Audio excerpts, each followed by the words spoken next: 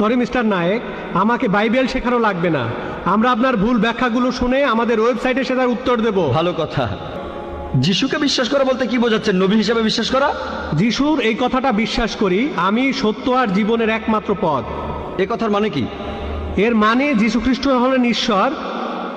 ভাই এবারে বাইবেলের উদ্ধৃতি দিলেন। জনে আছে এই কথাটা। আমি আপনাকে রেফারেন্সটা বলছি, রেফারেন্সটা আমি বলছি, সমস্যা নেই। রেফারেন্সটা কি? জনের 14 নম্বর অধ্যায়। আপনিই বললেন। অনুচ্ছেদ? আমাকে বাইবেল দেখে বলতে হবে।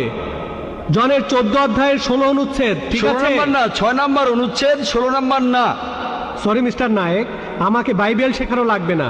আমরা আপনার ভুল ব্যাখ্যাগুলো শুনে আমাদের ওয়েবসাইটে সেটার উত্তর দেব। ভালো কথা। ভাই আপনি উদ্ধৃতি দিচ্ছেন, আপনার ব্যাগে তো বাইবেল আছে।